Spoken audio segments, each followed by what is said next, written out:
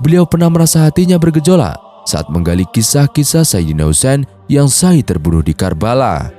Beliau merasa berduka sedalam-dalamnya atas wafatnya cucu kesayangan Nabi Muhammad SAW itu.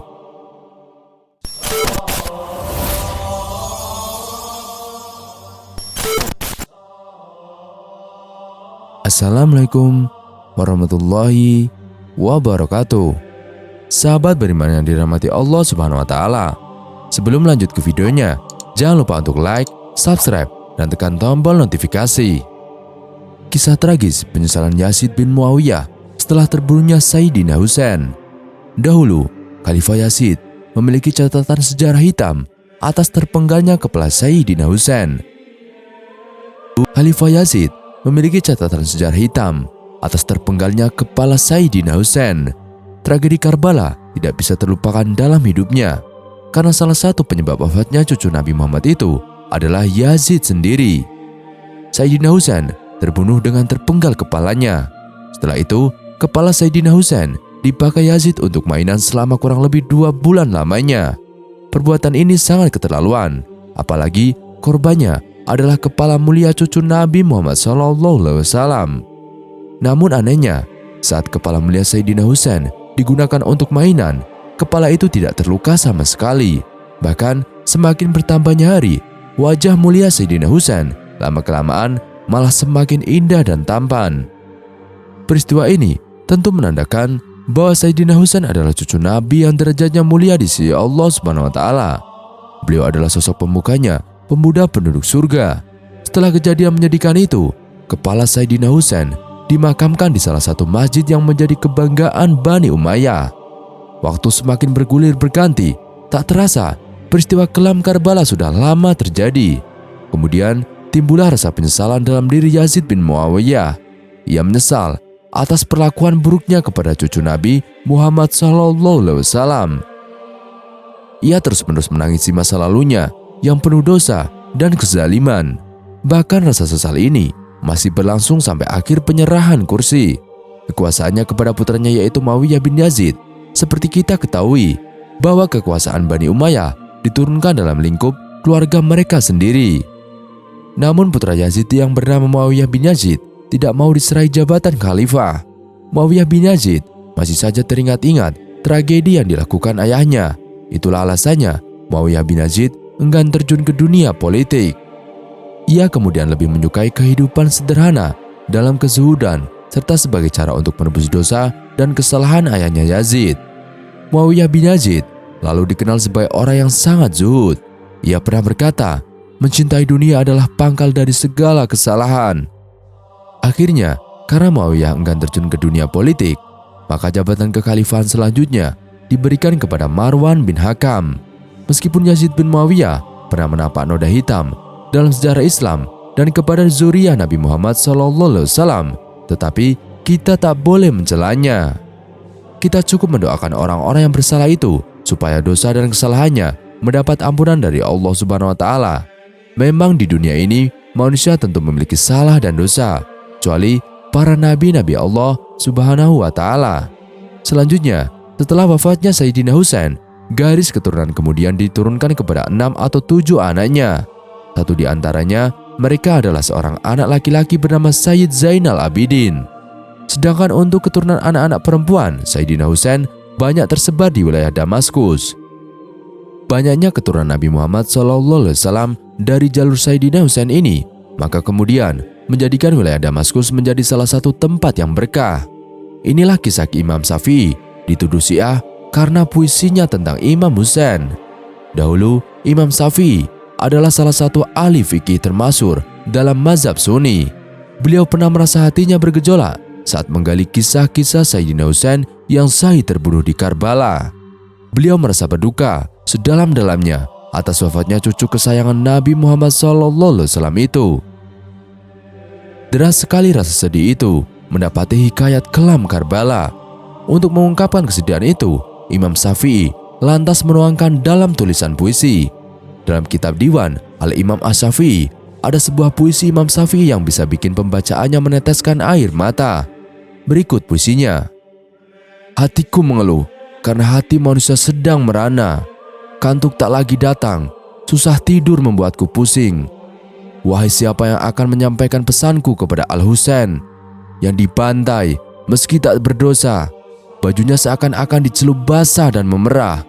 Kini meski pedang pun meratap dan tombak menjerit, dan kuda yang kemarin meringkik kini meratap. Bumi bergetar karena keluarga Nabi Muhammad SAW. Demi mereka, gunung-gunung yang kukuh niscaya akan meleleh.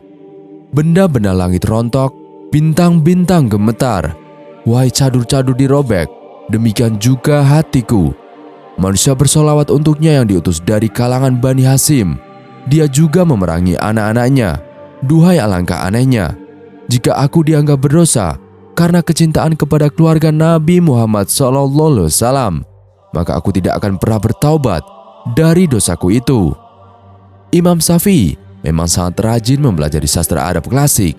Beliau juga pandai dalam menuliskan syair-syair indah dan menggugah hati. Dalam puisinya, Imam Syafi'i menuliskan gambaran betapa pedihnya ketika Sayyidina Husain dipenggal dan dibantai habis-habisan sampai membuat tanah sekelilingnya merah terkena cucuran darah.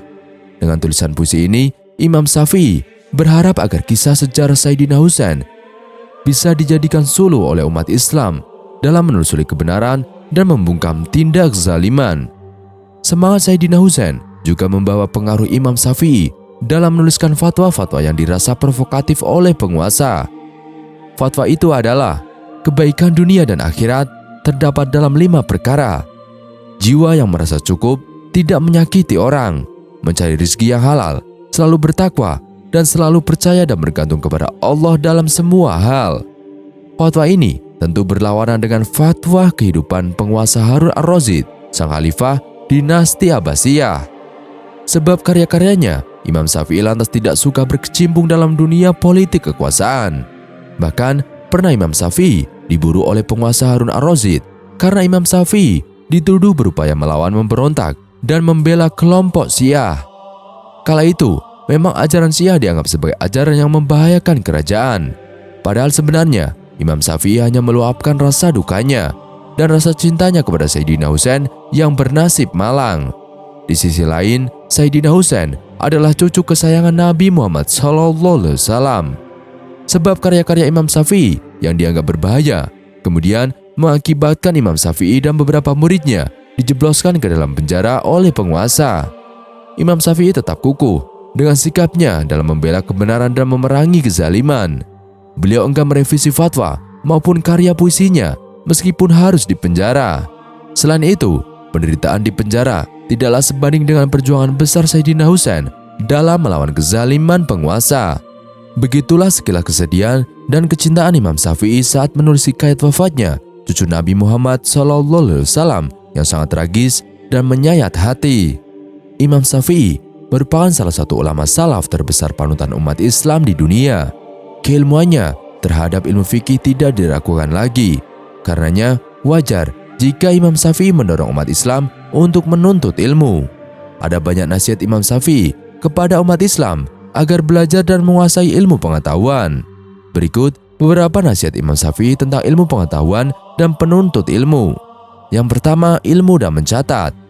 Ilmu bak buruan dan catatan adalah pengikatnya. Ikatlah buruanmu dengan tali yang kuat.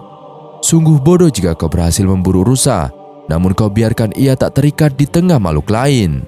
Yang kedua, belajar agar punya ilmu. Belajarlah, seseorang tidak dilahirkan sebagai seorang alim. Pemilik ilmu tidak seperti seorang bodoh. Pemimpin satu kaum yang tak memiliki ilmu terlihat kecil jika dikelilingi pasukannya. Orang yang kecil di tengah satu kaum, jika berilmu, ia terlihat besar di tengah masyarakatnya. Yang ketiga, sabar dalam belajar. Bersabarlah menghadapi sikap keras seorang guru, karena kegagalan ilmu disebabkan oleh ketidaksabaran murid dalam menghadapinya. Siapa yang tidak pernah merasakan pahitnya belajar satu saat saja, niscaya ia akan menderita sepanjang hidupnya karena kebodohan. Yang keempat, masa muda tidak belajar. Siapa yang tidak belajar di atas mudanya, maka dirikanlah sholat 4 takbir atas kematiannya. Demi Allah, hidup seorang pemuda dengan ilmu dan ketakwaan, jika keduanya tidak ada, pribadinya tak bernilai. Yang kelima, ambil ilmu terbaik. Seseorang tidak akan mendapatkan ilmu walaupun ia mencarinya selama 1000 tahun. Lautan ilmu itu sangat dalam, maka ambillah yang terbaik saja dari semua hal. Yang keenam, hidup mulia. Aku melihat pemilik ilmu, hidupnya mulia, walau ia dilahirkan dari orang tua terhina. Ia terus-menerus terangkat hingga pada derajat tinggi dan mulia. Umat manusia mengikutinya dalam setiap keadaan. Laksana pengembala kambing ke sana sini diikuti hewan piaraan. Jikalau tanpa ilmu, umat manusia tidak akan merasa bahagia dan tidak mengenal halal dan haram. Yang ketujuh, kebanggaan. Ilmu adalah tanaman kebanggaan, maka hendaklah Anda bangga dengannya, dan berhati-hatilah bila kebanggaan itu terlewatkan darimu. Yang kedelapan, ilmu dan pikiran. Ketahuilah, ilmu tidak akan didapat oleh orang-orang yang pikirannya tercurah pada makanan dan pakaian. Pengagum ilmu akan selalu berusaha baik dalam keadaan telanjang dan berpakaian. Jadikanlah bagi dirimu bagian yang cukup dan tinggalkan nikmatnya tidur. Mungkin suatu hari kamu hadir di suatu majelis, menjadi tokoh besar di tempat majelis itu. Yang kesembilan, 6 syarat. Wahai saudaraku, ilmu tidak akan diraih kecuali dengan 6 syarat, dan akan aku ceritakan perinciannya. Cerdik, perhatian tinggi, sungguh-sungguh, bekal dengan bimbingan guru dan panjangnya masa. 10. Ilmu selain Al-Quran. Setiap ilmu selain Al-Quran melarikan diri, kecuali ilmu hadis dan fikih dalam beragama. Ilmu ialah yang berdasarkan riwayat, dan sanad selain itu hanya was-was setan. 11. Keutamaan penuntut ilmu. Di antara keutamaan ilmu kepada penuntutnya, yaitu semua umat manusia dijadikan sebagai pelayannya. Wajib menjaga ilmu laksana orang menjaga harga diri dan kehormatannya. 12. Menitipkan ilmu. Siapa yang mengemban ilmu, kemudian ia titipkan kepada orang yang bukan ahlinya karena kebodohannya, maka ia akan menzaliminya.